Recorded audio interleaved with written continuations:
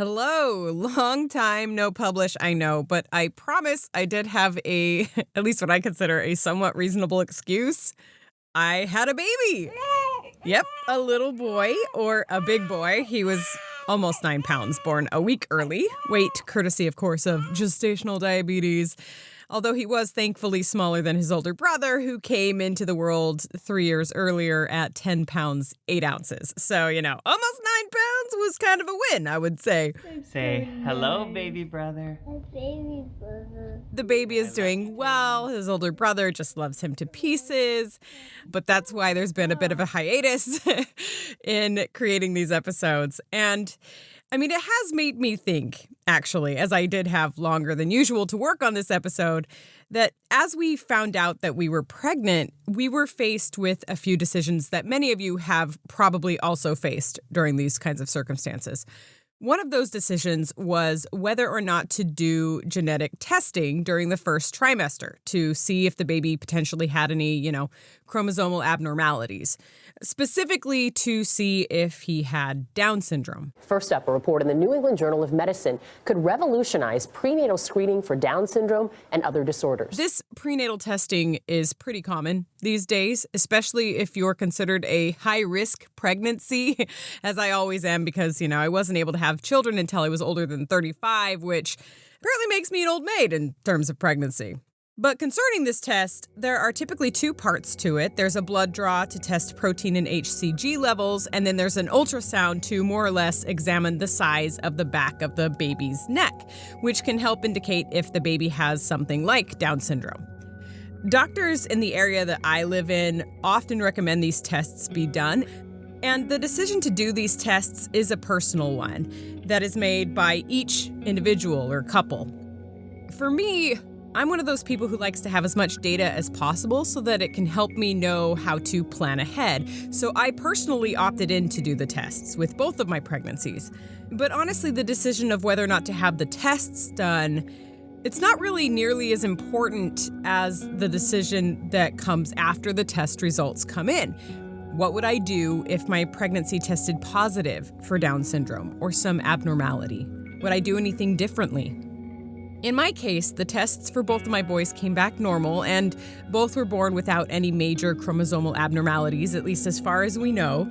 But it's probably safe to say that anyone listening to this right now has interacted with somebody probably who was born with any of these chromosomal conditions, or knows someone who has a close family member with Down syndrome.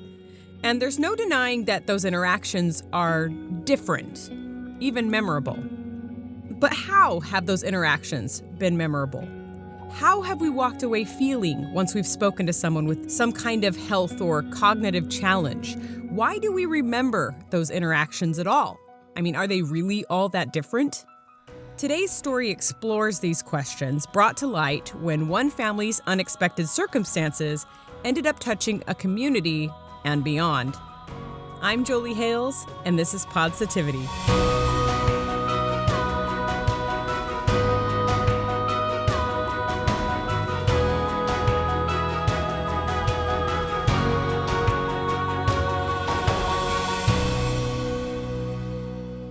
In the state of Wisconsin lives a 27-year-old man named Noah. Please welcome Noah with your hands and your voice, everybody.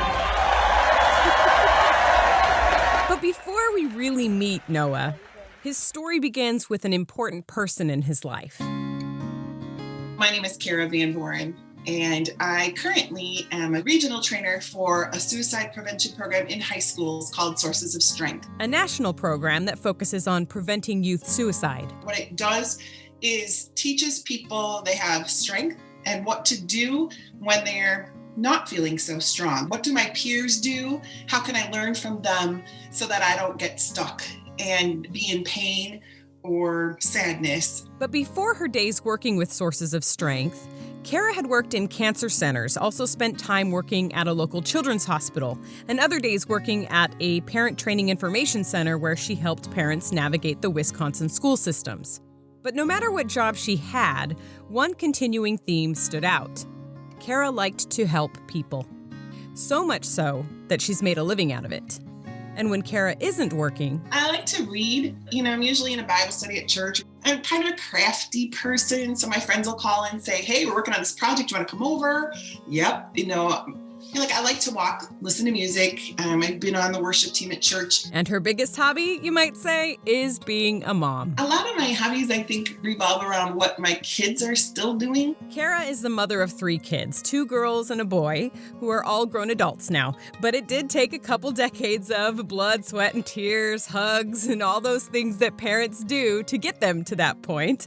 But before that, there was actually a time when Kara and her husband Todd thought that maybe they wouldn't be able to have any kids at all. We tried to have children for 7 years and could never have children. That's Todd. After years of being married, while Kara was working in radiation therapy at a cancer center and her husband worked in the autoglass business in a small town in New York State, Kara hadn't gotten pregnant, and the doctors were starting to hint that children might not be in their forecast. Which was a bit of an emotional blow, since Kara had always pictured herself as being a mother. And now she might have to face a totally different future for herself than what she had always envisioned. But when she turned 29, after consulting with the right doctor who simply prescribed her a certain medication, she was elated to find out that against all earlier odds, she was in fact pregnant. And throughout her pregnancy, everything looked good. Both she and her baby were progressing well, with all signs pointing to the upcoming birth of a very healthy boy. They asked us, if we wanted to do any of the prenatal testing, and we said no because it didn't matter to us. If there was something we needed to know to have the right people in the delivery room, if there were respiratory or spina bifida, things like that, we would have known. We could have seen and told that through the ultrasound. So they decided to opt out of prenatal testing and instead just keep an eye on ultrasounds as the pregnancy progressed. And to their delight, all the ultrasounds were thankfully normal. Soon, Kara gave birth to a beautiful baby boy. They named him Noah, inspired by Noah in the Bible, a man of faith, Kara says, who was chosen by God just as they felt their little baby was chosen for them. He's such a good boy. He slept the night before, all the way through the night before my first day of work. I was so happy. Kara took 6 weeks of maternity leave before she had to go back to work at the cancer center. The daycare was right next to my office. And so I could leave my building at lunch, go see him, come back. Because, at the end of the day, there's not a lot of time. And so he was spending all his time, all his great wake-up time with all these other people. And I wanted some too. When Noah was about 10 weeks old, on a Friday evening, Kara went to pick him up from the daycare where she was met with some unexpected news. They said, Kara, we had a case of meningitis in the daycare, not in the infant room, but just to let you know, it was in the building. And we were like, okay, what is that? I don't even know what that means for us, really. Meningitis can be especially scary for young babies because their immune systems aren't developed well enough to fight off infection. So Kara and Todd hoped their little guy had come away uninfected. But we got home, and around 10 o'clock at night, Noah spiked a fever. And I didn't know if it was an ear infection or meningitis. It could have been anything. So we took him in, and they said the only way to rule out meningitis was to do a spinal tap. In case you're not familiar, a spinal tap is when a needle is inserted into the space between the vertebrae and the lower back in order to remove a sample of fluid that surrounds the spinal cord and the brain, which is then used to diagnose certain serious infections like meningitis or other problems with the central nervous system. Needless to say, the procedure is not fun for anyone, let alone a newborn baby who doesn't understand his surroundings yet. So they did a spinal tap on my sweet little boy. And when they brought him back to me, it must have been really horrible for him because he was crying. He was all red and the poor thing. So Kara just held him close, comforting the distressed little infant. At least the worst part was over for the little guy and they could soon go back home and then just wait for the meningitis test results to come back. But then, unexpectedly, one of the nurses came back into the room saying that the hospital wasn't quite done with them yet. The nurse said, and they need to do a little more blood work. And I said, oh, no. You did blood work before he went in for his spinal tap. You did a spinal tap. He's done for the day. This can't wait till tomorrow. What are you drawing? Kara could tell that this nurse didn't realize that Kara worked at that same hospital she did, and that Kara understood blood draws and medical testing more than the average person off the street. And when Kara asked the nurse what the blood draw was for, the nurse didn't have an answer for her. She said, well, I'm not really sure. then don't come back till you are, because you're not going to poke my kid if you don't even know what you're doing. And so the lab tech comes in and she said, oh, I'm here to draw some blood from Noah. I'm like, exactly what are you drawing? And she's like, oh, I don't know. I said, I know for a fact you do, because what color tube are you going to put it in? They didn't want to tell us. So that was a big fiasco. And I looked across the room at Todd and I said, something's going on. This is not normal. It was strange enough to Kara that the extra blood draw was being ordered, let alone the fact that no one would tell her why. Were they not there to check for meningitis, which would have been accomplished with that spinal tap they had just done? By that point, the doctor had gone home for the night and wasn't available to provide clarification. So when it became clear to the medical staff that Kara wasn't going to allow another blood draw without a clear stated purpose, they agreed to let Kara, Todd, and 10-week-old Noah go home, with the expectation that the doctor would call them in the next day or so. And when the doctor did call, they indeed got clarification. The doctor, who had been seeing Noah regularly since he was born, talked about what had happened when they had performed the spinal tap. She said, when Noah was in his spinal tap, he was crying so hard that one of the nurses just took a quick look at him and said, I know Noah. Kara brings him in here to visit a lot. But does he have Down syndrome? And the doctor said, what? And then they looked at him and said, oh, he's got slanted eyes. And they looked at his palms of his hands. Apparently, those with Down syndrome often only have one crease in the palm of their hands instead of the 2 or 3 that most people have. And she said, well, just look at his face when he's crying. He kind of looks like he has Down syndrome. And she said, no, because this was a group of 5 pediatricians saw him. And she was one of them. So she had given him a shot or seen him for something. And she's like, no. But then they thought, so when she called me, she said, we're just going to rule it out. We're just going to get it out of our minds and be done with it. I'm sure he doesn't have it. He didn't have any other signs. He was developmentally so on track. Down syndrome. How could her little boy have Down syndrome? He was almost 3 months old. Wouldn't there have been some clear indication if he did in fact have such a condition? I mean, after all, almost all cases of Down syndrome are identified either before or at the time of birth, not 10 weeks later. Down syndrome is one of the most common chromosomal disorders out there, with around 6 million cases worldwide and around 200,000 cases in the United States in 2022. Because of how common it is, most people are familiar with Down syndrome in one way or another. But in case your interactions have been limited, Down syndrome is a genetic disorder that occurs when a cell divides abnormally and causes a baby to be born with an extra chromosome, resulting in lifelong intellectual disabilities and developmental delays, as well as physical health abnormalities like heart or gastrointestinal problems. The intensity level of symptoms does vary across individuals, and those symptoms can be mild, they can be severe, or they can be somewhere in between, and there is no known cure for the condition. You're either born with it or you're not. Physical symptoms can also include having a smaller head or a flatter face, shorter neck, slanted eyes, small ears, short fingers, small hands and feet, short height, and the single crease, as we mentioned earlier, in the palm of their hands, which nurses noticed on Noah when he was brought in to test for meningitis. And again, Noah was already 10 weeks old. If he truly had Down syndrome, it seemed logical that at least some of these physical symptoms would have been more evident beforehand. And I should take a moment to say, it is indisputable that raising a child with Down syndrome comes with challenges, even significant challenges in many cases.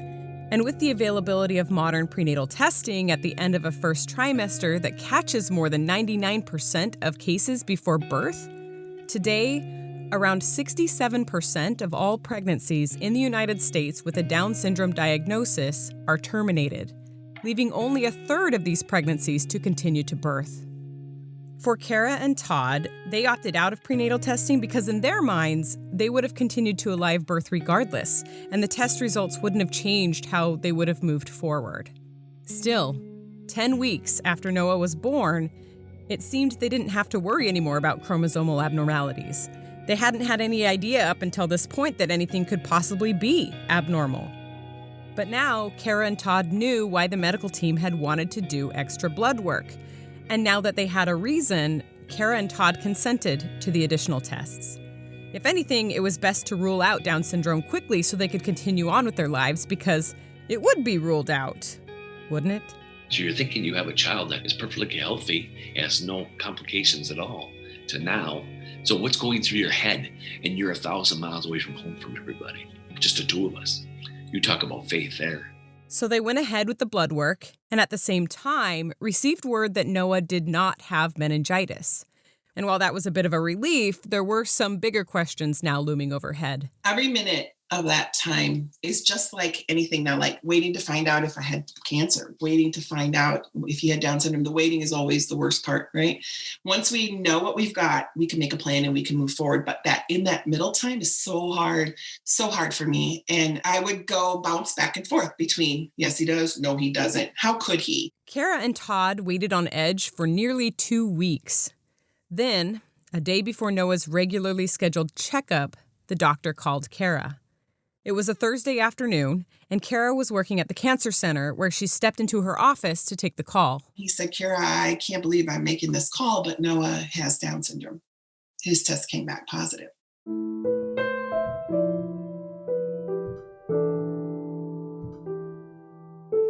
And I said, okay. Kara worked in a cancer center. She was familiar with holding a professional demeanor in challenging, even emotional situations. But this was her own sweet little baby boy they were talking about. She continued to listen to the doctor's words. And he said, now I'm going to see you in the office tomorrow, but I just didn't want you to have to wait and wonder anymore. So I'm calling you today. Kara thanked the doctor for the call, even though deep down inside, she wasn't sure that she really appreciated getting the news by phone that day at all. I don't think I really did, but now I do, because I would have missed out on this next moment. The memories of the next moments stand out vividly in Kara's mind. She remembers the jacket she was wearing. She remembers the exact path she walked out of the building and who she spoke to along the way as she shared that she would be leaving early for the day and wouldn't be back.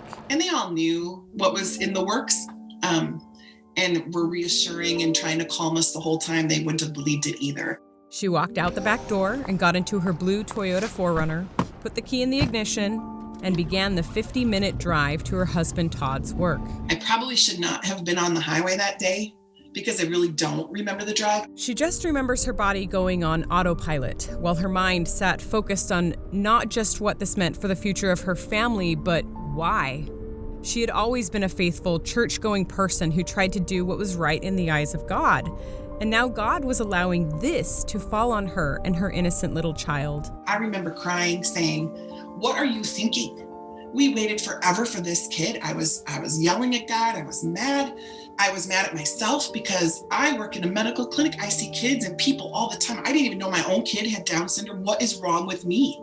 What kind of mom am I if I can look him in the eye every day, every night, feed him? I didn't know what kind of mom doesn't know her kid.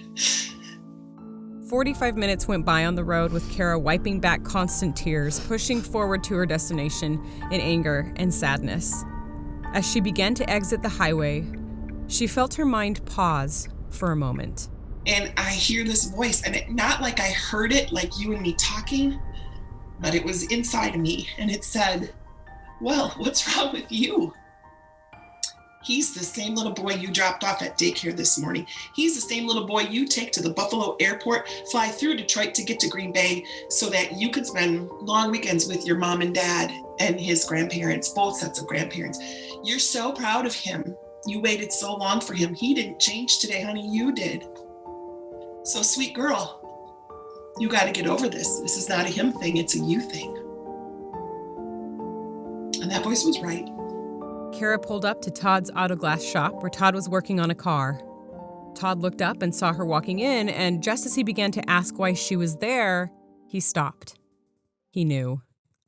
He flipped over a 5-gallon bucket, sat on it, and tears began streaming down his face. And said, why us? Why me? Why our little boy? And I said, I'm not sure, but this is what I just heard the man. And I think that we have everything we need if we just listen, keep listening to that voice. And he said, okay. And we just decided right then and there that Noah was going to be Noah with or without us. And we also know after a few years that there's no way in any universe that Noah needed us as parents, but that we needed him. And from that day, that attitude has been paramount to Kara and Todd's approach. And we couldn't do it without the Holy Spirit stopping in my van that day. And I'm not a person who hears God's voice, but I do know when he speaks, he comes alongside and speaks quietly. It's not always in the fire. And now, more than ever, she and Todd would welcome any offered divine guidance, as neither of them had any real experience with anyone who had a cognitive disability. Kara had 7 brothers and sisters who all had kids before she did, and none of them were born with any such condition. We looked at each other, and like we said, God put them here on earth for some reason and gave them to us. So we put our right foot in front of our left. So Kara and Todd started doing some reading, determined to figure this out. And at the same time, Kara opted not to go to support groups or even meet with people who had children with Down syndrome. Not because they didn't have value to add, but because Kara felt like there wasn't a one-size-fits-all approach to raising Noah, and that maybe the best way to raise him would be to read and learn all she could and then take a custom approach day by day according to what felt right for her child. So as soon as he gets a diagnosis like that, all these professionals swarm you. They went to an early intervention program that taught them how to work with children who weren't hitting typical milestones. The people we had in New York came into our home, and we will never forget them. They taught us so much about positive parenting and how to do things to help your kids. For instance, it soon became apparent that one symptom of Down syndrome that showed in Noah was in his low muscle tone. So professionals taught Kara and Todd how to help baby Noah build up enough core muscle strength to be able to sit up in a high chair. He also underwent a number of other tests to determine what other health risks he had. Many children born with Down syndrome have to undergo multiple surgeries to fix their hearts or their valves. But for Noah, it appears that he had been blessed with a very healthy heart. Sometimes people with Down syndrome have a thing in their neck where the vertebrae allow you to slide forward or backwards, and it can suffocate you. So if you don't know you have this, you need to know. Like in a car seat, if he would have tipped his head forward and that would have slipped in, he could have died in the back seat. Thankfully, Noah didn't have that condition either. We had occupational therapy and physical therapy who came into our house sometimes twice a week for 15, 20, 30 minutes. They would bring all kinds of fancy toys and see what he could do and leave him there for a week for him to develop different skills. But not every professional they spoke to offered words of hope. In fact, on a wintry New York day, soon after Noah's diagnosis first came back, Kara and Todd were at the hospital for Noah's exam and necessary shots, and while Kara redressed Noah in his snowsuit at the exam table, the doctor sat on the other side of the room talking to Todd.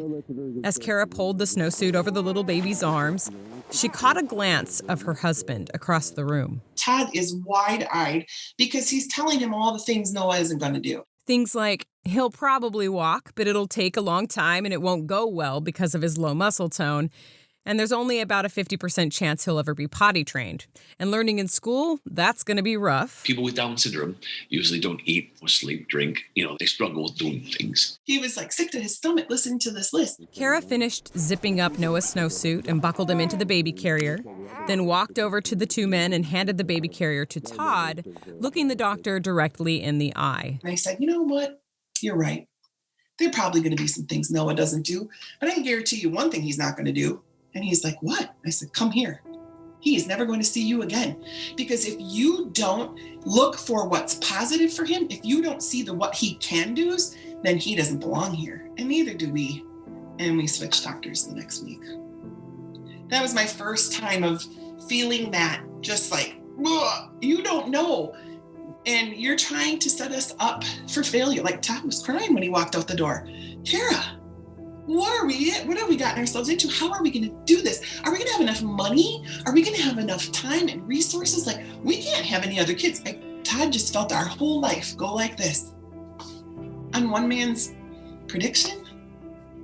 No. And early on, Kara and Todd decided how they would raise Noah. While they knew he had Down syndrome and that it would come with challenges, they weren't going to let that predefine their child. They would rather see him do what he could do and then step in to help when he couldn't do something and keep it as simple as that. and their family continued to grow. 2 years after Noah was born, Kara gave birth to a little baby girl, Jill, and then 3 more years after that, they welcomed another baby girl into the family, Jana. And it may surprise some people to learn that they raised all 3 kids with the same approach: step in and help when they needed it, and let them do what they could on their own. They didn't even mention to the girls that Noah had a medical condition that made him different in any way. They just lived their lives, giving loving support to each child as it was needed, and focusing on empowering all 3 of their children to be their best selves. I mean, sure, sometimes that meant giving Noah special attention or support, but they never assumed that he wasn't capable of something right off the bat just because he had Down syndrome. I didn't realize until I became an adult that my life was different than anybody else's. That's Jill, Noah's younger sister by exactly 2 years and 1 day. Growing up wasn't not any different than I think anyone else's was. Like, I never really felt like I was different because of him. I just thought everything was normal. I treat him like a brother. He treats me like a sister. And that's Jana, the youngest of the 3 siblings. In fact, Kara and Todd were so unfocused on announcing Noah's Down syndrome that their second-born, Jill, was completely oblivious to the fact that Noah had any condition at all for a good portion of her childhood. It wasn't until 2nd grade, when Jill was 7 or 8 years old, that Kara noticed something was on Jill's mind. I picked her up from school. She was really quiet in the van. She's not a quiet girl. And I kept saying, Julie, what happened? What's wrong? What's going on? And she's like, nothing. Noah was also in the car at the time, and Jill didn't want to say anything in front of her brother. So once they got home and Noah went into a different room, Jill was able to open up.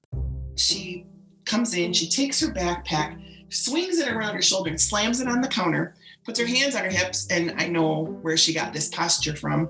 And she said, Mom, did you know Noah has Down syndrome? And kind of caught me off guard. I was like, yeah. And she said, is it like our family secret?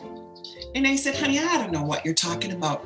And she said, Mom, today I wanted help in math and I was having trouble. So I said, I need Mrs. Wenzel to come help me with my math. And they said, Jill, you can't have Mrs. Wenzel come help you. What are you talking about? And she goes, well, she helps Noah with his math. Why can't she help me with my math? And they said, oh, well, Mrs. Wenzel helps all the kids who have Down syndrome. And she's a helper to all of those kids, but not to you. And Jill's like, what do you mean? And they're like, well, Noah has Down syndrome. So there's an extra helper in the class for him. And she thought about this all the rest of the day. She didn't know. I just remember coming home and being like, well, what the heck? Like, why was this such a big secret? So Kara and Todd filled Jill in for the first time about Noah's Down syndrome. And that night we went to bed like we are either the best parents in the world or the worst parents in the world. And as Jill grew up, she came to really appreciate her parents' approach. My parents very much raised me to treat others like all the same, and it's the person that matters, not their diagnoses or their disability or anything like that. It was just who they are as a person. It really was a sign to us that we had done very well at not saying, oh, you got to help him with that because he has Down syndrome, the Down syndrome. Or, Noah can't do that because he has the Down syndrome. We just made him do what he could do and we helped him do what he couldn't. We treated her the same way. Do what you can do and we'll help you with what you can't. She just made us feel like we were always like a kid to her too. Like, we didn't feel any different because we had a brother with a disability. And I've got to say that this approach was so much a part of Kara and Todd that it came across constantly as I spoke to them for this story.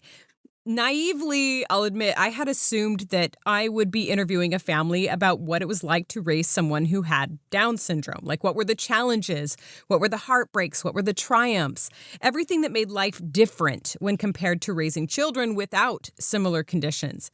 But as I spoke to their family and I asked them these kinds of questions, I found that just about every time, they didn't know how to answer them. They would pause and think for a long time, like almost puzzled.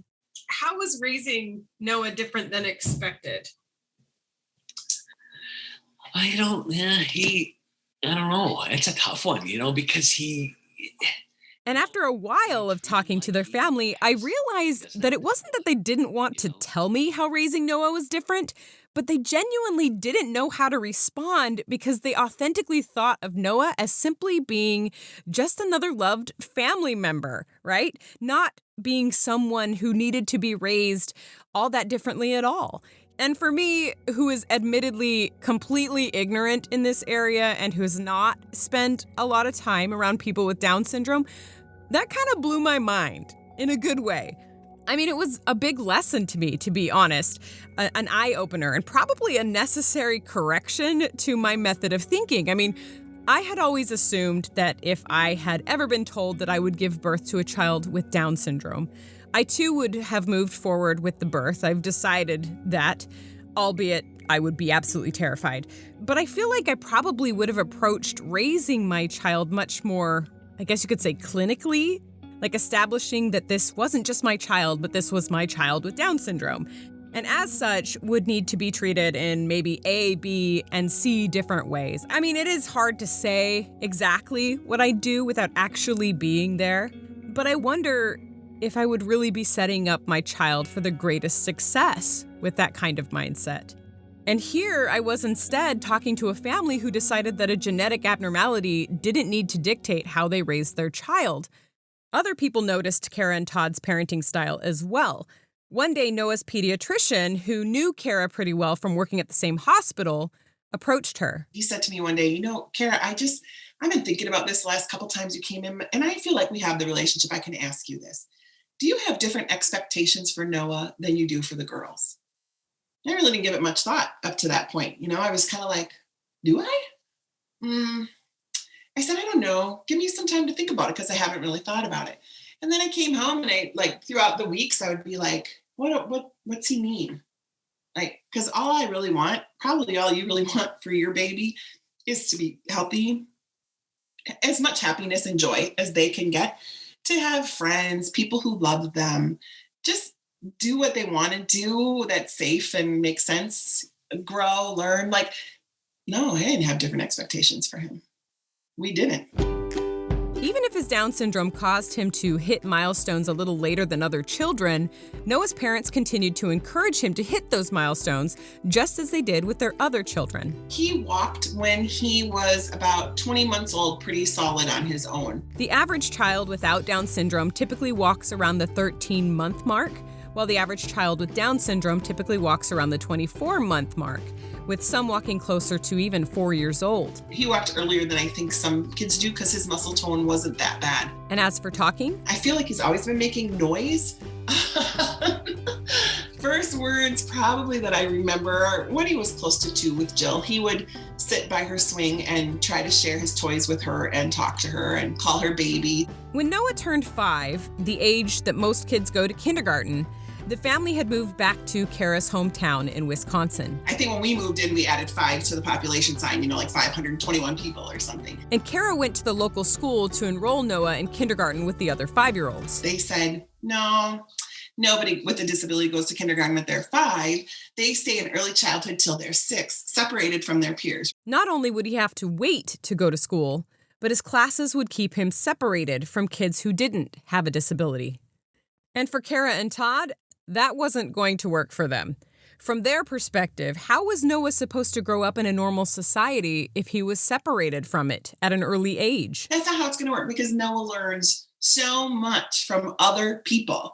Then he, sitting at a desk next to him, having him trace his letters, that was boring. He is watching what everybody else is doing, good and bad, and learning, and that's what he does. Kara couldn't help but think back to when she was growing up. My husband and I, when we grew up all those years ago, kids in special education were in another part of our school. And sadly, the only time we ever saw them was when they escaped from where they were supposed to be and were running down the hallway and people were trying to catch them. Having that vision in the back of my mind moved into my heart when I met my own kid. No. They also thought of Noah's little sisters and what it would mean to see their brother separated from them, like he didn't belong, and it just wasn't what they wanted for their family.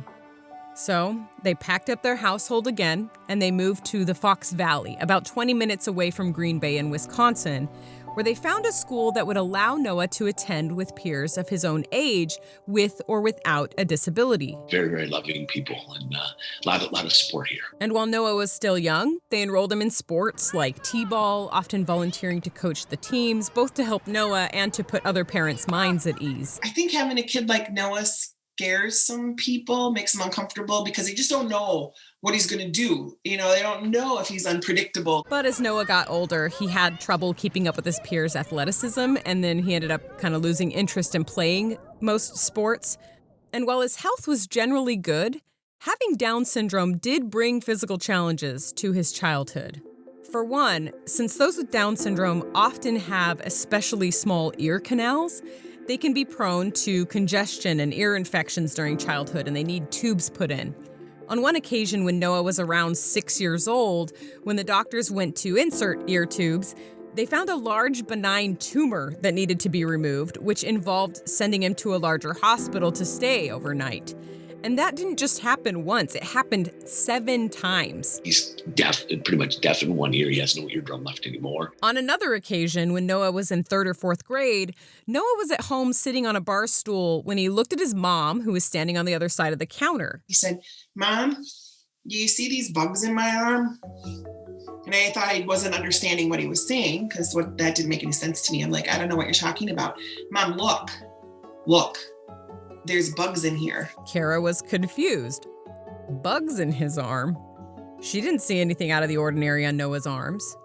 But something was obviously bothering him, so Kara took him to the doctor and they did an MRI to discover that Noah had a hereditary condition called Chiari Malformation, which is apparently something that many adults walking around have without symptoms, like Kara herself, in fact. And that's when the base of your brain goes down the hole in your skull that your spinal cord goes through, and it just kind of puts pressure on your spinal cord. And in Noah's case, it was causing symptoms. So they had to take a piece of the skull out in the back, and they put in a real cartilage patch so that it's got some flexibility and it can move right there, and then your spinal cord goes down and doesn't have that pressure. So it was another medical procedure for Noah to ensure that he didn't lose functionality of his arm. And with every challenge that demanded the attention of his parents, Noah's little sisters took things in stride. So if Noah was hospitalized, they would go with the flow. Whoever showed up at our house to take care of him in an emergency, they were kind and understanding.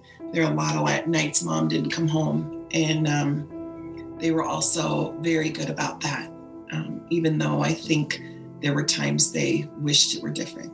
Noah is probably my best friend. That's Jill again, Noah's younger sister. He is always such a positive, I should say he's almost always such a positive person. He has just taught me what unconditional love is and what it means to be loved and love others. And he doesn't do it to make other people like him. He is just a lovable person, and he radiates that to everybody else. And growing up with Noah was an amazing experience. But I didn't have to take Jill's word for it. I got the chance to hear from Noah myself. It is well with my soul. And hear this. It's my underwater. That's your underwater singing? Yeah. And in my conversation with him, it was clear that there was something that stood out about Noah. While the rest of us are worried about, I don't know, how much money is sitting in our bank account, or when we can get the car to the mechanic, or what we're going to wear in order to make the best impression in some business presentation, Noah is primarily interested in one thing in particular: people. If you got a haircut, if you got new glasses, if you had a new jacket, he noticed, "Hey, I like your haircut."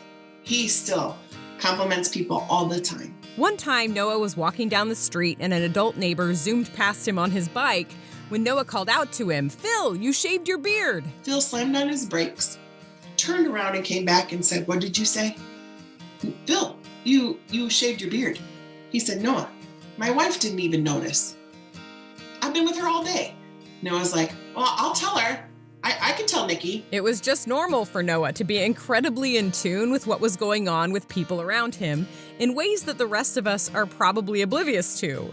Or maybe we're too busy, perhaps thinking about our own lives to notice others in such a personal way. He remembers details about you and is so interested that he will bring them up and ask you, hey, how's this going? Like if you told him like your football jersey number 5 years ago and then you haven't seen him since, if you saw him, he would be like, oh yeah, your number, whatever. And they just are like, what? You tell him your birthday right now, and he'll tell the whole world your birthday and your name, your middle name. If he sees you today and you tell him a story, about something that's happening to you, he will say, Mom, we got to put that name on our prayer board. And then he'll pray about it. And then he sees you the next time and he remembers the details of that story. Even though you've already been through it and you kind of forgot about it, he cares about that and he comes back and he checks in with people. He doesn't forget what's important. And other things that are so typically important in society, like money, are just not important in Noah's world. If he has money, he just wants to give it away. One year for Christmas, Noah got some Toys R Us gift cards from some friends, and he immediately tried to give those gift cards to his sisters. And when his sisters kindly declined and explained to him that those were for him, he went to the store and he used the gift cards to pick out toys for each of his sisters. He doesn't want anything. All of his needs are met because he's here with us. Because nothing matters more to Noah than people. He loves socialization, loves relationship. I don't think I've ever heard him say anything mean to anyone in my life. Yeah, he's got an awesome heart. And it really affects Noah emotionally when others around him feel sad. Noah doesn't want people to be mad or hurting. He isn't going to add to that. And if he does, he feels great. If he thinks he did, he feels great remorse. Whether that empathy grew out of having Down syndrome or social upbringing, his natural temperament, or something else, Kara isn't sure. If I'm having a bad day, he wants to make it better. Noah lives to serve people.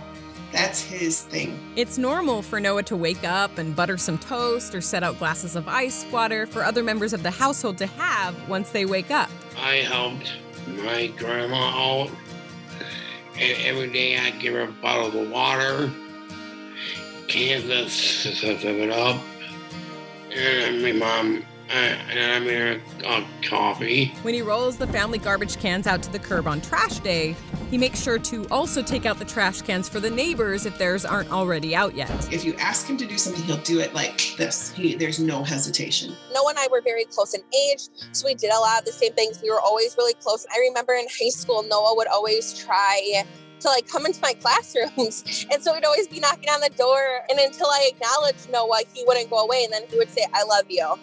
And then he would go about his day. And on top of all of this, Noah has always had a great sense of humor. Some of the things he says are just so funny. He is always looking for a joke and he's always looking to make people happy. And I think that's why he has such a good sense of humor, is because he's trying to make people, happy and smile. Tell her the joke about the toilet paper. Okay, why the toilet paper didn't cross a road? Why? I don't know. Just stuck in a crack.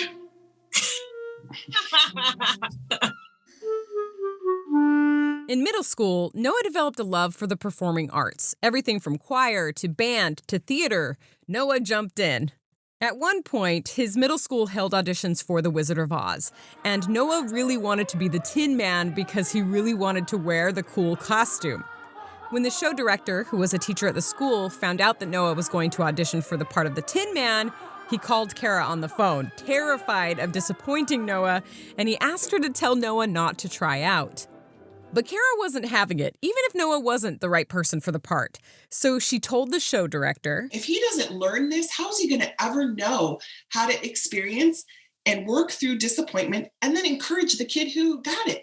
I don't know how else to teach him that. The show director was not thrilled with what he was hearing. And he was like, so seriously, you want me to let him try out? I said, I do. And I trust you to coach him through it. And he said, okay. Noah tried out for the Tin Man, didn't get the part. This guy explained to him that not everybody can have the part. Look at all these kids who tried out and didn't get it. But here's your role. So he was a flying monkey, doing the dance with the swirling tail. And he had another role in that too. So he still participated in the big group like most kids did. And he could still cheer on the Tin Man. Great life lesson, right? We all have to learn it. Why would I protect him from that? Another time in middle school, Noah came home with the realization that he wanted to ask his mom about. He said, Mom, how come all my friends are girls? And I said, what? And he said, I have lots of girlfriends, but I don't have any boyfriends. Why do I only have girlfriends? And I said, I think it's because you compliment them and you make them feel good about themselves and you notice things, and girls really like that. Boys, they could care less. And he was like, okay. I said, boys only care if you can run fast and dribble a ball, but girls care how you make them feel. And I think that's why you have friends who are girls.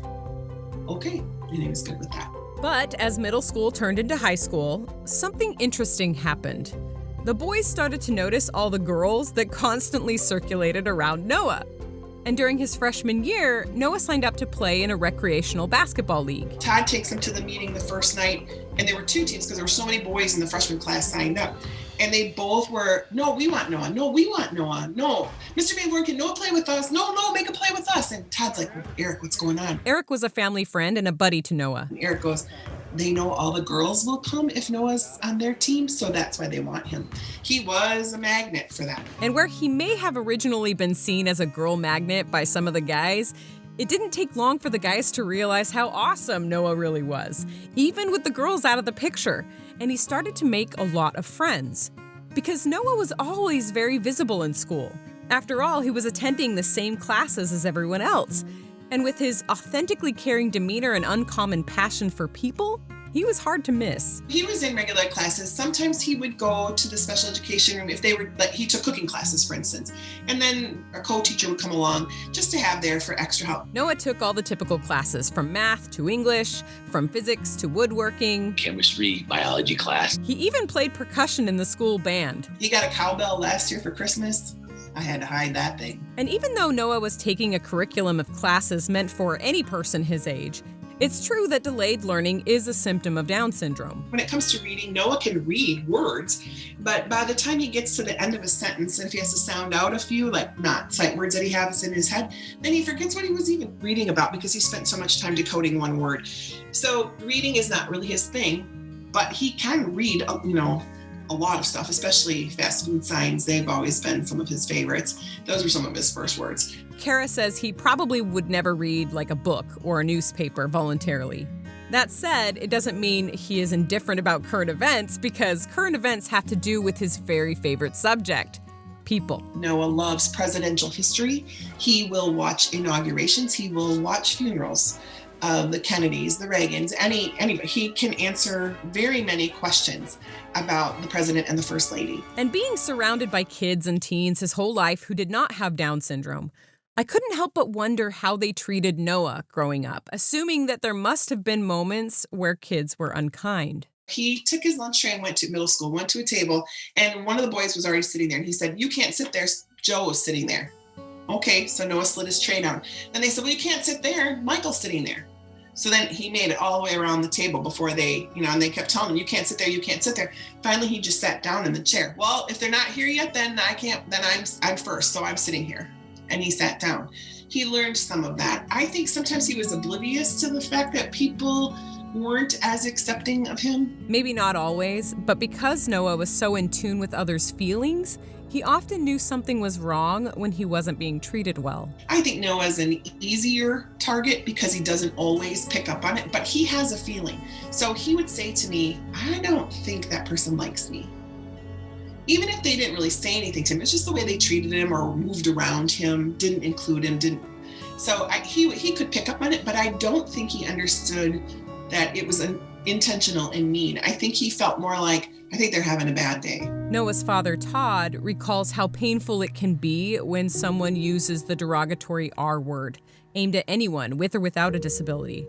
The word, and I am going to say it here so that there's no confusion, is retarded. A person with a disability has enough struggle already, and they don't need that, so they don't need that, that much more burden on them. And thankfully, these tough moments were few and far between, thanks to their supportive community. He has a very best friend from 3rd grade. Her name is Ariel. Young girl that didn't have to become his friend, and she did. Best friend. She was an amazing conduit to the other kids. She was his right hand. Noah's coming. Nope. You be nice to him. Nope. You're not going to treat him like that. Yes, she was his whole life. It helps that she ended up being a real popular girl in school. I think part of her popularity is because she had a heart for Noah. It says a lot about the kind of person she is. One freshman boy who was new to the school admitted later to Kara that he had been a little confused to see Noah in the same intro to physics class, thinking, what in the world's going on? And he said it distracted me for like the first week. Like, what is he doing? Is he listening? What, how does he take all this in? And he's like, and then I figured it out. He does listen. He does, he might not understand it the way I put it together and use it later as an engineer, but he got the motion. Like he's like, I was just shocked. So Ariel had a lot to do with him and her friend group being included, being respected. His sister Jill, who remember was only 2 years younger than Noah, was also by his side through a lot of his school days, making sure he was happy and respected. I remember a lot of the times when Noah would get upset or Noah would be in school and the teachers always would be like, where's Jill? And I would just come up and just be a supportive person. All the while with Kara and Todd raising Noah just as they were their other kids, making adjustments along the way as needed. So Noah grew up with confidence, not feeling particularly different from his peers. Noah wanted to get a driver's license. Everybody else was getting a driver's license. And I didn't know what to do, because I just know he doesn't have the reaction time. But Noah insisted. His friends were all getting their driver's licenses, and so he wanted one too. And I didn't ever want to be the person to tell him no just because. How could his mother explain that he couldn't get a license without instilling feelings in him that it was because he was, as they say, different than others? But she could think of no way to adequately turn Noah down without risking that conversation. So, instead, just as she had relied on the director of the middle school play to help guide Noah through a life lesson, this time she took Noah to the DMV, hoping against hope that someone there would know what to say. Which, I've got to say, is putting a lot of faith in the DMV. Now serving 848 at window number 33. We waited in line and we went up to the next desk and the lady said, how can I help you? And Noah said, I want a driver's license. And she looked at me. The DMV employee searched Kara's face intently until, contrary to the bad rap attached to the DMV, she was able to recognize a mother's plea for help in Kara's eyes. She looked kindly back at Noah. And she said, well, Noah, let's talk about what it means to have a driver's license.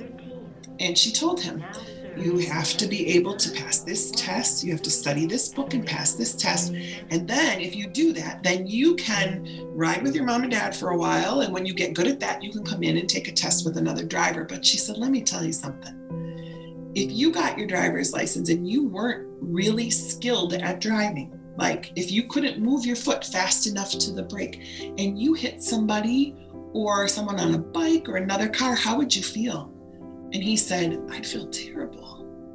And she said, yeah, that's why it's such an important decision and why we have to be so careful, because we don't want anybody to hurt anyone and we don't want you to get hurt. And she just spent some nice time with him. And he said, okay, well, I guess I have a lot to think about.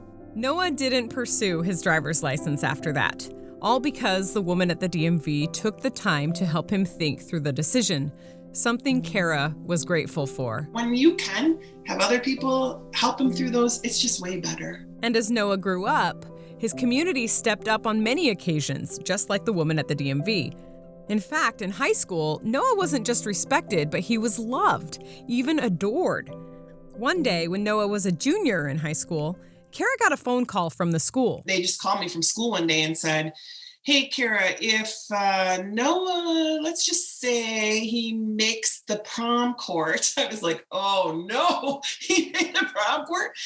They're like, let's just say that if that would happen, would that be okay with y'all? Because, he'd have to rent a tux and it can be kind of pricey. And well, we just want to make sure it would be okay with you. And I said, do you call all the kids who make the prom court and ask them that? And they said, oh, well, no. And I said, then don't treat us any differently. If he makes the prom court, we will make it happen. And they were like, okay, well, we just wanted to make sure. And I was like, okay. So the next day they announced the court, there's Mr. Noah on the court. proud as a peacock. I don't think he has any idea what it even, like, you know, he knows they voted. And at Noah's school, once the prom court is selected, the juniors at the school vote for who they want to be king and queen.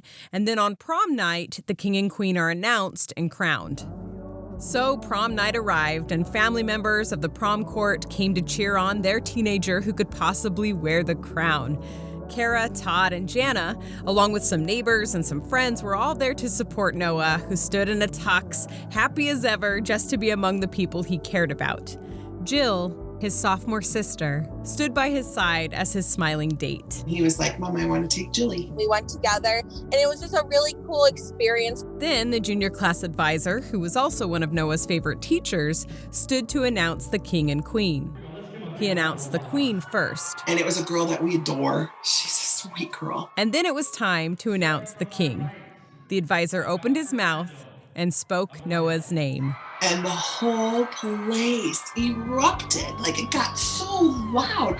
And I think I was stunned. And I looked over at Jana, and tears are flowing down her cheeks. And I'm like, you're crying. She was, so are you. You know, I didn't know I was even crying. He was just so happy. And Kara was happy for Noah. And not just for Noah, but for everyone. To be honest, she couldn't help thinking back to her own days in high school, where a person with Down syndrome would never have been considered for such an honor among peers. Just the fact that Noah had made the prom court had reached beyond her expectations, not for Noah, but for society. She may be making a point not to treat him differently, but she couldn't control how differently others saw him. But in the end, others had come even further than she could have imagined, and she took pride in her community as well as in her sweet son as she watched him dance the rest of the night away. It didn't feel like it was out of any other motive. It was a genuine wanting Noah to be a part of this community. And it really shone that day and also throughout his high school career of just how much he was loved and appreciated in the school. And Noah's high school community was about to surprise Kara again. It's the best day of my life. Noah will be the first to tell you, My favorite sport is football. When you're taking on Aaron Rodgers, you better come out ready to go. Noah is a big Green Bay Packers fan and had even befriended the team's equipment manager when he was 6 years old, allowing him to go backstage where the Packers play a number of times. And while Noah wasn't in physical condition to actually play on the high school football team, he did find a position that fit him well. He was the hydration specialist. Well, hydration specialist is like being a water boy. Noah never wanted to be called water boy. It was always hydration specialist. And Noah continued in that role throughout all 4 years of high school. From the stands, Kara would catch him not only being diligent in passing water to the other players, but saw him putting his arm around an injured player sitting on the bench or hyping up other people on the team. And after 4 years as the diligent hydration specialist, the final football game of Noah's senior year was upon them. It was then that Kara got a phone call she didn't expect. It was from the high school's football coach. He said, Tonight's game, because it's our last home game, we would like Noah to score a touchdown. The boys brought this to me at the beginning of the season, that it was important to them. They got together and brought the idea up to the coach and said, hey, we want Noah to suit up and score a touchdown. It was the coach's first year with the team, and he hadn't really interacted with Noah when the team first brought the idea to him at the beginning of the season. And he told Kara, I thought it would go away, honestly, because I'd never done anything like this before. But then I saw them work together all year, and we know it's something we need to do. The boys want to do this. Kara was surprised. They wanted Noah to score a touchdown? He was a devout and dedicated hydration specialist, to be sure, but he had never been a football player. How would it even be possible, especially when the other team would obviously want to prevent them from scoring any additional touchdowns? The coach explained that they had already spoken to the other team, who not only agreed, but agreed enthusiastically. Apparently, the other team had had a terrible season, with very few wins, if any. They weren't expected to win this game either, so leaving this season on an inspiring note sounded like a great punctuation mark for them. That night, Kara and the family went to the high school for the game. It was a chilly night, but a special one. starting off differently from the very beginning. When they got to the start of the game, they made him an honorary captain. So he walked out onto the field, linking arms in the middle of the other captains. When they did the coin toss, they let Noah call whether it was heads or tails. And when Noah came back to the bench, he was so proud and so happy. Like, that would have been the highlight of that whole thing for him as a senior. The game continued with Noah's team ahead. And then, as the end of the game drew near, one of the coaches approached Noah, holding some shoulder pads. Noah looked up at him, a bit bewildered, but determined to do any duty that was asked of him. Noah looked at him and said, "Am I going in?" And he said, "You are." Noah ripped off his jersey, put on the shoulder pads and helmet, and stepped onto the field, this time as a football player. He got to go in the game. It was so cool. The team's quarterback approached Noah, football in hand. "Hey, Noah, here, take this." Okay. And I just ran, big smile, big grin, and I scored out the whole touchdown. The local Fox News team was there to cover the game. I'm so happy. My parents are here today. They have a big night tonight. Van Voren has Down syndrome, yet on this field, he's always been one of the guys. He's always positive, walking on the sideline, he'll pat you on the back, he'll say you're doing a great job. His teammates said they wanted to repay him, so they and the whole town had an even bigger surprise waiting for Van Voren on the chilly October night.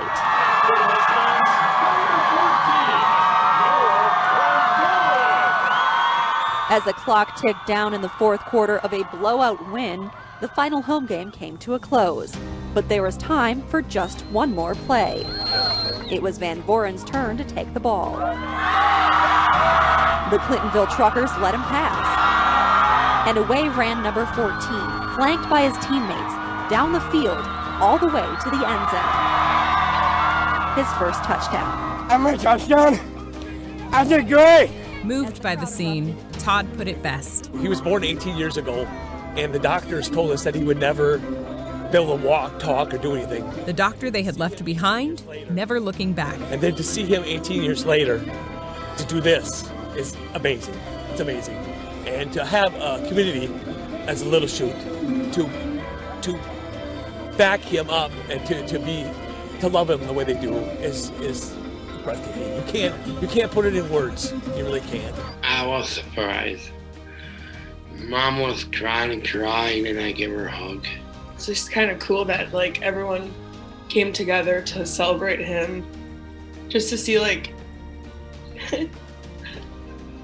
just to see all the people that actually like him, because I see all these other kids that I went to school with, they never got that opportunity. I just remember bawling and crying in the student section because what an accomplishment and what a great thing he will always remember getting to do. And for the other team and the other school to be so willing and just so positive about it, it's really cool to experience, and you get the goosebumps thinking about it.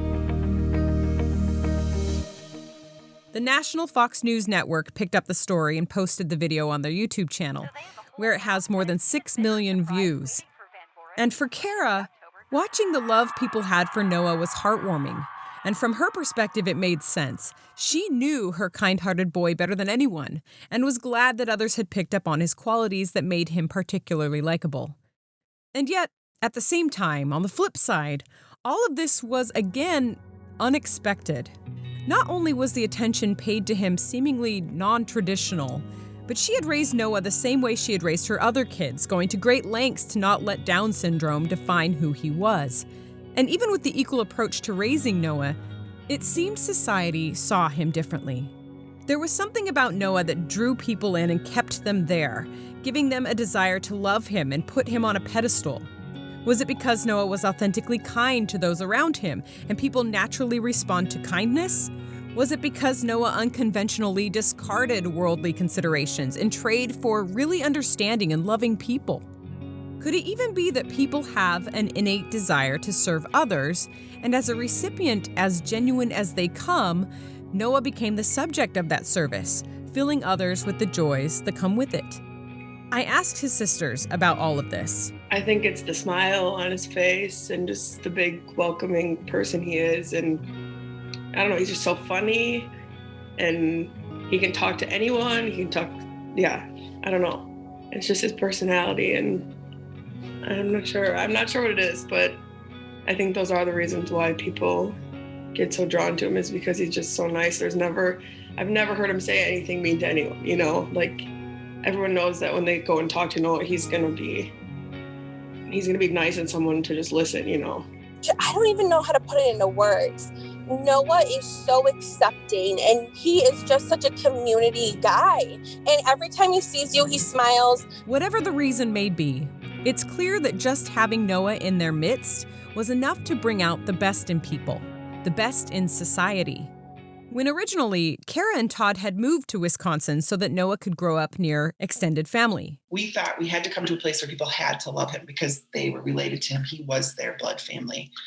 But what we quickly learned is that while that was really awesome and that did happen for us, people loved him just because of who he was, not because we were related. And the love didn't stop there in their Wisconsin town.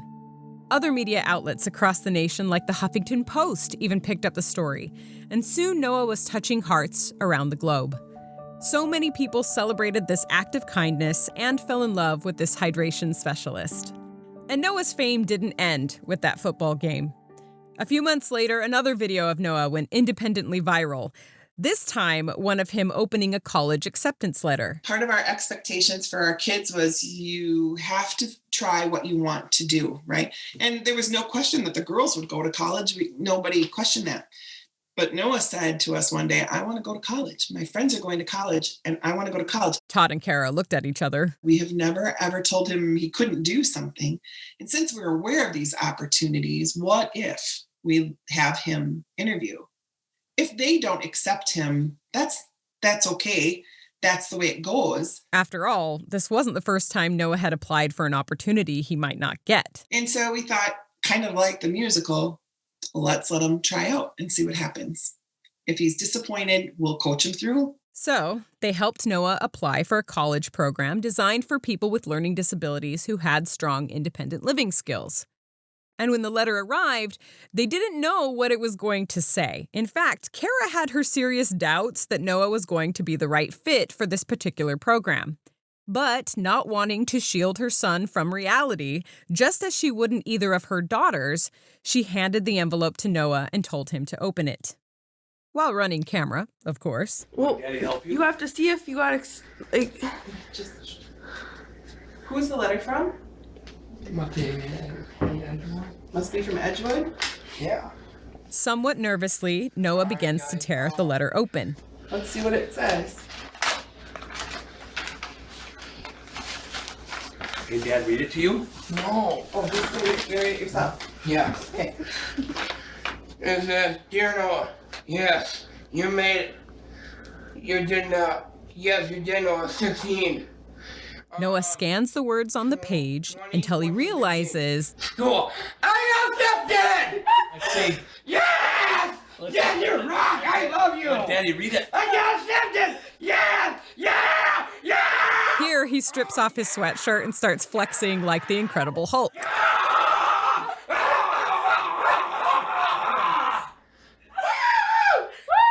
Ladies and gentlemen, in the mountain, Edgewood Eagles, Northern Red! That video has well over 1 million views and almost 10,000 likes, inspiring additional articles and reposts from media outlets around the world, including the Daily Mail and Inside Edition. Many people didn't even know that a person with Down syndrome could go to college, and others around the world were simply touched by his reaction, by his ability to feel, to really feel pure joy in that kind of moment. People that I know or meet, we're all looking for something that's better than what we have or that we see. We're all looking for that kind of joy, and we rarely let ourselves feel it. My other girls got college acceptance letters, and they were like, oh, great. You know, I got these 3 that I really wanted. That's the extent of their joy and excitement. For Noah, this was so big. And while being Noah's mom brought many moments of joy to Kara just like this one, it also came with moments she felt her heart might break. One particularly difficult time for Kara was when she had to file for guardianship for Noah. The thing about guardianship is they have to declare you incompetent to make your own decisions. And I hate that word. And that word is in all the paperwork. The doctor has to fill it out to say he can't make his own decisions because he doesn't understand the consequences. And while I know that it's true, it just didn't sit well. In case you aren't familiar, filing for guardianship means obtaining the legal authority to make decisions for an adult. In Noah's case, Kara knew she had to file for guardianship when he turned 18, but she dreaded it. I never wanted to do that, right? You never want to say to a person, you can't make your own decisions, you're not capable, so here I am, coming in to save the day. I never wanted to do that. Kara took Noah to a workshop about guardianships to help him understand the process that they would be going through, which brought up a question in Noah's mind. He goes, well, where are we going to put it? Kara was confused. Where were they going to put what? He goes, Mom, we have a camper, we have my golf cart, we have your car and Dad's car. Where are we going to put the guardianship? Like a boat. Apparently, Noah thought a guardianship was an actual ship, which couldn't help but make Kara smile. But even still, when the day came to sit in a courtroom in front of a judge, Kara tried to hold back tears. The judge was thankfully incredibly kind. She had seen Noah on the news and knew what a popular guy he was, and she acknowledged that his popularity was for good reason. And she said, but here's the part, that we have to say out loud, and it makes me uncomfortable, but it's required by law. And the tears just start rolling. Kara couldn't hold back. She started bawling. The judge continued with the proceedings and afterwards approached Kara kindly, saying that she's never seen someone start crying like that over a guardianship before. I said, it just breaks my heart that, we have to use this kind of language when, is he incompetent? No. He's competent in so many things people in this room have no idea about. But yeah, if he signed up for a credit card, he wouldn't know what he was doing. If he, So I get it that that's what we're doing to protect him from, but that was a hard day. That was a hard process. And people don't think about that when they're cute and little. And you don't realize that one day before you know it, you're going to be sitting in that courtroom. And that's what you have to do. But like everything else, Kara had to admire how Noah took it in stride. Anyone voice is sing the noise, and you feel the music. Today, Noah lives a life as vibrant as ever. I have a new dog named Seal. He's a high-functional young man. Gets around, talks, tells you jokes, loves to eat. Just like us. He finds himself spending a lot of time singing in the church choir and volunteering in the community, including with the local police department, where he knows everyone's names. He has brought a lot of those people into our lives we would have never known. We see so many people who go above and beyond in their lives for other people, and we would not have seen that without him. And Noah's personality continues to make Kara smile. He asked me, who do you love the most? And I said, Noah, it's pretty clear in the Bible that I'm supposed to love God first, then your dad, and then you and your sisters. Well, Mom, I don't like it like that. You can love God, but then you got to love me. And I said, no, that's not how it works. A few days later, he comes into my room. He said, Mom, I had a little talk with Jesus last night. I said, you did? Yeah, he came in my room and we talked about it. And he said, it's okay if you love me more than Dad. No, that did not happen. He's very creative. He's continued to keep a presence in the public eye as well, being featured on the news at his first game as an assistant coach in the Miracle Baseball League, a sports league for children and adults with special needs. And I love this. In 2018, he was asked to sing the national anthem at Life Fest, which is a massive Christian music festival in Wisconsin, where he soloed in front of more than 20,000 people. Please welcome Noah with your hands and your voice, everybody.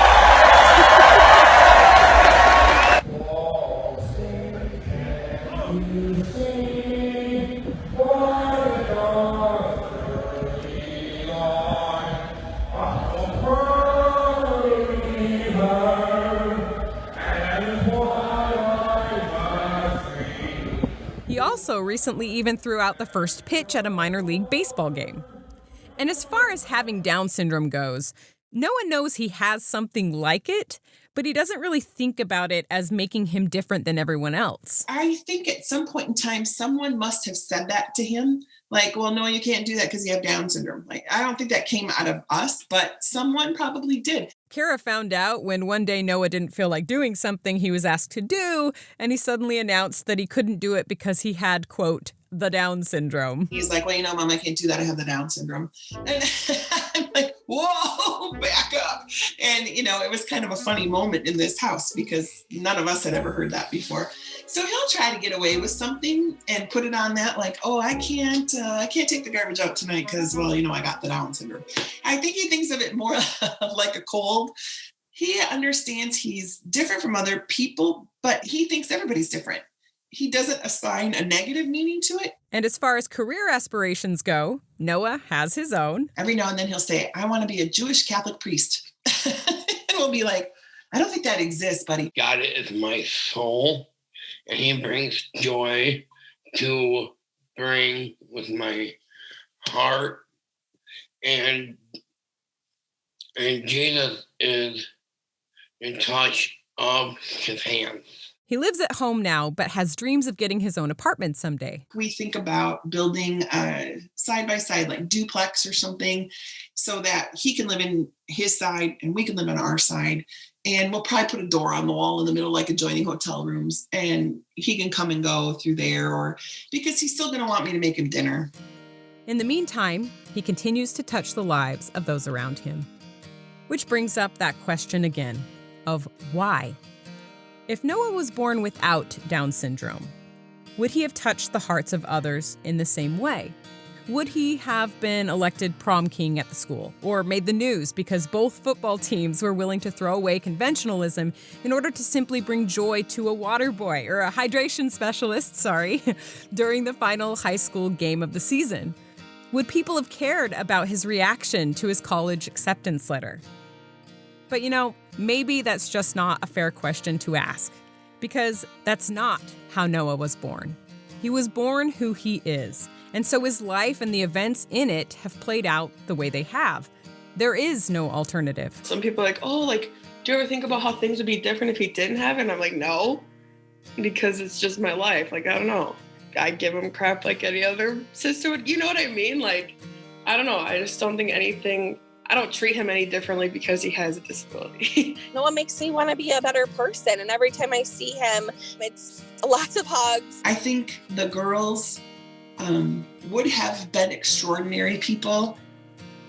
But I think with having Noah, they have learned a lot of things too about being the kind of person who can put other people first. They're not the kind of people who look for their own needs in just about any situation. Noah's youngest sister, Jana, is just beginning her career as a special education teacher. Special ed wasn't really on my radar until I got into it. And obviously having a brother with a disability just totally helps me and gives me support and how to help others because I've gone through it. And Jill chose to be a social worker, not because she ever felt forced to help her brother growing up, but because she found fulfillment in doing it voluntarily. Because how could you not love and serve someone who loves you and finds joy in simple moments? He's a cool dude. He's nice to everyone. I don't know. He's just different, I guess. I don't know what makes him so different other than he's so uniquely him. He changes every moment of our life.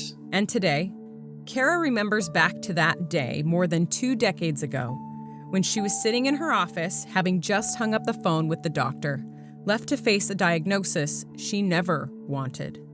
At the time, she had felt like the world was collapsing around her. What horrible, life-changing news. And perhaps she had been right about that, at least in part. In a way, everything since that day had been totally normal. But in another sense, it had been life-changing.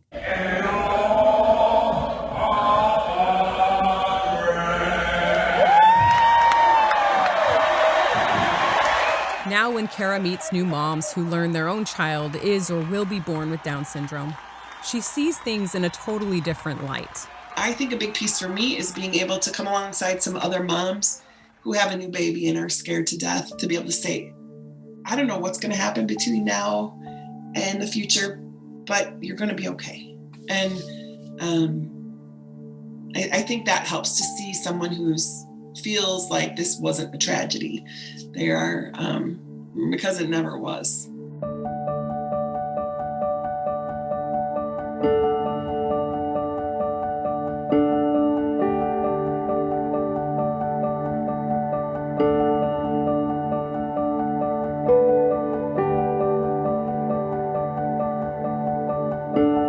Special thanks to the entire Van Voren family for sharing their story with us. There are some people who just give you good vibes when you talk to them, and they are those people.